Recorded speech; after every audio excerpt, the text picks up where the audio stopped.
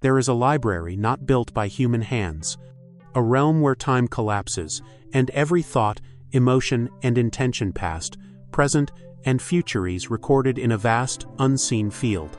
The mystics call it the Akashic Records. But what if I told you, this isn't just a metaphor for memory or myth? What if it's real and accessible? For centuries, sages, seers, and visionaries have spoken of a cosmic Archivean energetic compendium said to contain the blueprint of every soul that has ever existed. They claim it holds every whisper of our existence, our desires, our fears, our karmic debts, and even the choices we haven't yet made.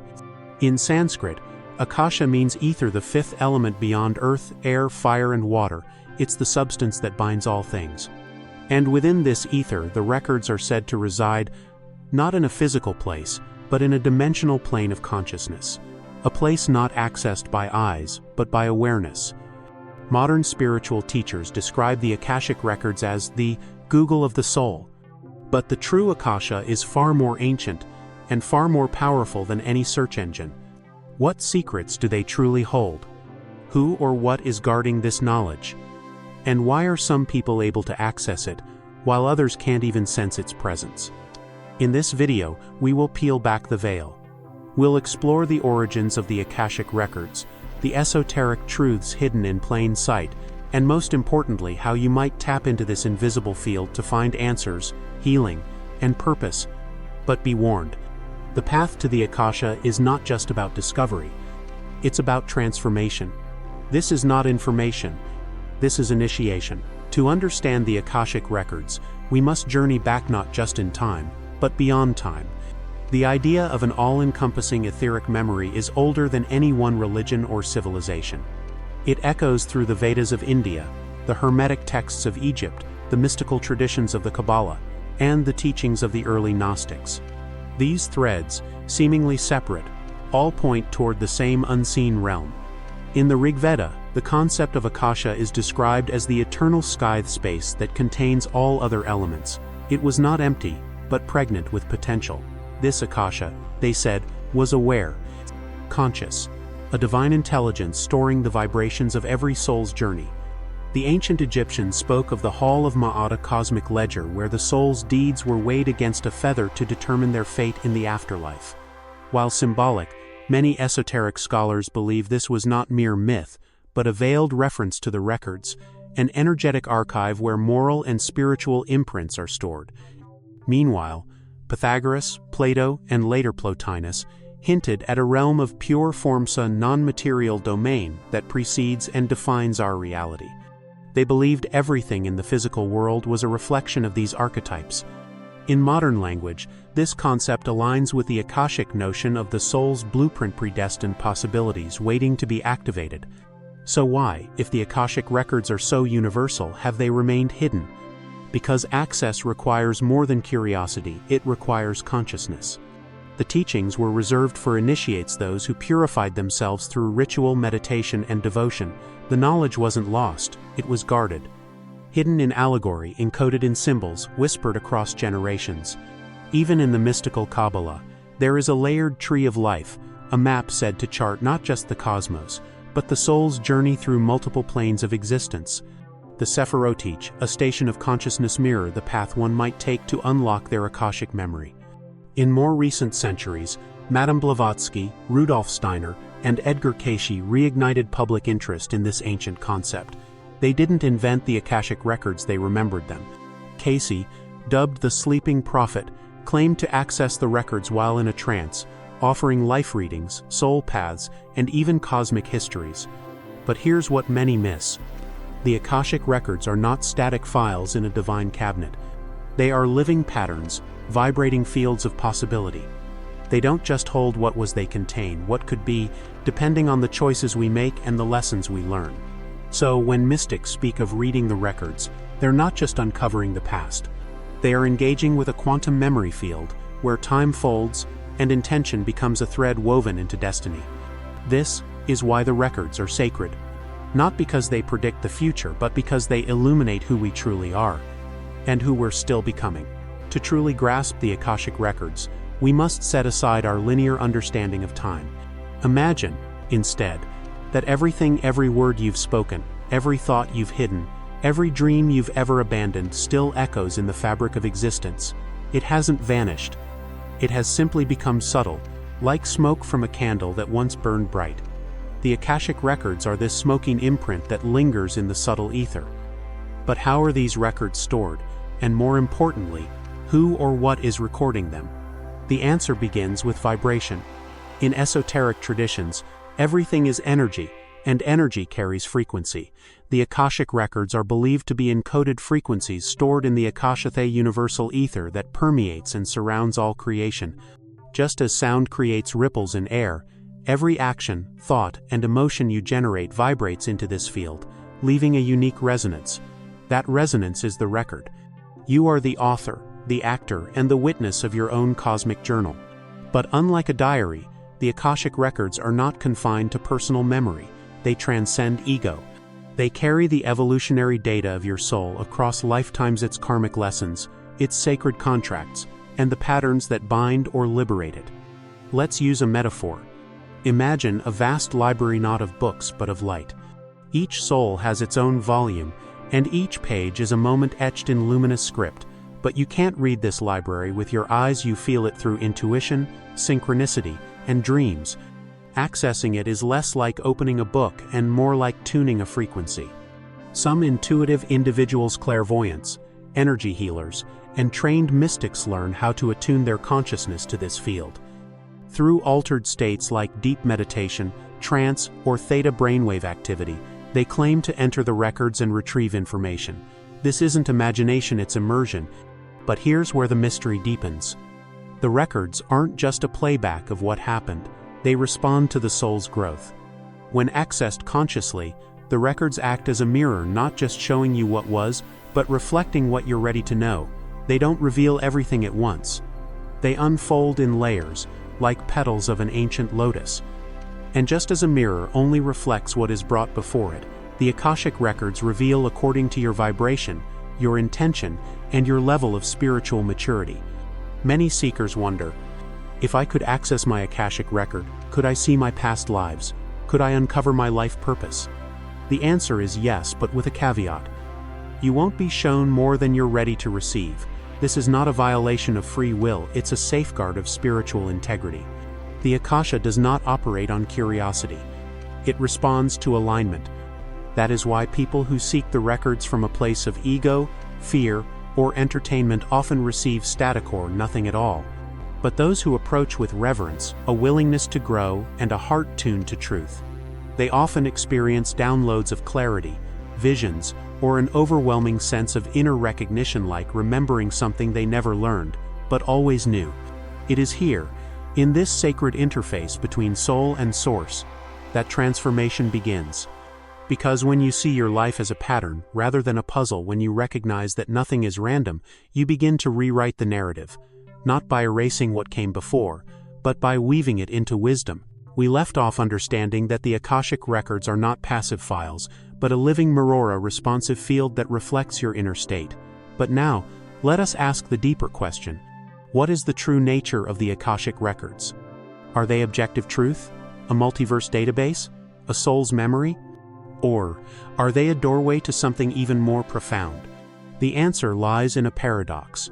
Many who've accessed the records describe not just visions or lifetimes past, but a profound encounter with universal intelligence, a presence that feels vast, loving, and utterly aware. It's as if the records themselves are not just memory, but mind, a conscious field. This leads us to a deeper understanding. The Akashic Records are not merely about you. They are a part of you that exists beyond this incarnation, beyond the body, even beyond the soul's current evolution. You are not reading the records. You are remembering yourself outside of time. Esoteric traditions suggest that this field is maintained by a spiritual intelligence referred to by some as the Lords of the Akasha, record keepers, or guardians. These are not beings in the traditional sense, but aspects of divine order, archetypes that ensure each soul accesses what aligns with its journey. Some experience them as guides, others as presence without form, but all agree, the records are sacred and must be approached with humility, clarity, and an open heart. Let's now address the modern misconceptions. Misconception 1. The records tell the future. Not exactly. The records show potential timelines like branches of a tree. Each choice you make shifts your trajectory. What you see is not fate, but probability. This is why the future in the records feels fluid, because it is. You're the sculptor. Misconception 2. Only gifted people can access the records. False. Every soul is encoded into the Akasha, just like every drop belongs to the ocean. The ability to access the records isn't a gift, it's a skill, a remembered language. And like any language, it requires discipline, presence, and practice. Misconception 3. It's dangerous to explore the records. Only if done recklessly. The Akashic field responds to the energy you bring. If approached with respect and grounding, it becomes a healing force. If used to bypass your humanity, it can lead to delusion or spiritual ego. The real danger is not in accessing the records, but in ignoring their lessons. Now here's a lesser-known truth. Every space holds a record. Not just people, places, events, objects, even sounds. All of them store energetic imprints in the ether. Have you ever walked into a room and felt a wave of emotion for no reason, or visited an ancient site and wept without knowing why? You may have brushed against the residual Akasha of that place's emotional echo. This is where mysticism meets quantum theory. Some physicists propose that the universe itself is a hologram, information encoded in the very structure of reality. If that's true, then the Akashic Records may be the operating system beneath the illusion. A field of infinite data, where consciousness decodes experience. And yet, it is not enough to know this intellectually. The Akasha cannot be understood, it must be felt. It whispers, it nudges, it dreams through you. Every synchronicity you've dismissed, every gut feeling you've ignored, that was the Akasha speaking. The greatest illusion is that we are separate from it. In truth, we are never not connected. Now that we've traversed the mystery and meaning of the Akashic Records, the question becomes, how do you, right now, access this field? Is it possible without a guru, without a trance, without decades of devotion? The answer is yes. But like any sacred art, the journey begins with intention. Before you can open the records, you must attune yourself not to an external frequency, but to your own highest self. The Akasha is not out there in the stars. It's within you, accessed through stillness, sincerity, and the heart's quiet yearning to know truth. Here are 3 foundational techniques to begin opening the pathway to your records. 1. Entering the Akasha through meditation. Begin by sitting in silence, spine straight, breath slow. Focus not on emptying the mind, but on expanding it. Visualize yourself standing before a great luminous library, not made of stone, but of light. See yourself stepping inside. Feel the energy shift. You may silently ask, what am I ready to remember? What is the deeper meaning behind this moment in my life? Let the answer rise as a sensation, a memory, an image, or even just a knowing. Don't force it. The records speak softly. With practice, you'll begin to distinguish insight from imagination. 2. Using the written word as a gateway. The Akashic field responds powerfully to the act of writing. Why? Because writing anchors thought into form. It is the soul making itself legible. Try this ritual. Light a candle and play soft ambient music. Write the question, what is the pattern I am repeating that no longer serves me? Let your hand move without judgment. Don't edit, don't correct. When finished, read it back slowly. What emerges between the lines is often the message your conscious mind couldn't access alone. This form of stream of consciousness journaling is not about analysis, it's about surrender. The deeper you trust, the clearer the voice of the Akasha becomes. 3. Sacred intention plus grounding practice. Before attempting any work with subtle fields, it's essential to ground. The Akasha is infinite without anchoring. We risk drifting into fantasy or confusion. A simple practice. Place your hands on your heart. Speak aloud. I open this space with the highest intention for truth, clarity, and service. I call forth only that which serves my soul's growth. After any session, journal what you felt, saw, or received, and then eat something grounding. Fruit, grains, or dark chocolate work beautifully. This anchors the insight into your body, completing the cycle of spiritual reception and material embodiment. But beyond these practices, the most potent way to engage with the Akashic Records is through conscious living. Every time you reflect before reacting, every time you choose intuition over impulse, every time you pause and ask, what is the deeper lesson here? You are already reading your record. Because the Akasha isn't something you visit once, it's something you cultivate. And the more you align your daily life with purpose, presence, and love, the more the records reveal themselves to you not in visions, but in clarity. You are not meant to escape your life through the records. You are meant to illuminate it. So now you know. The Akashic Records are not fantasy, not folklore, not merely symbolic. They are a living, breathing matrix, an eternal journal of the soul's evolution, echoing through dimensions and lifetimes, and whether you realize it or not, you've been writing in them all along. Every thought seated in love. Every choice aligned with truth. Every act of courage, even in silence, becomes scripture in this invisible archive. But this is not just about mystical access or spiritual achievement.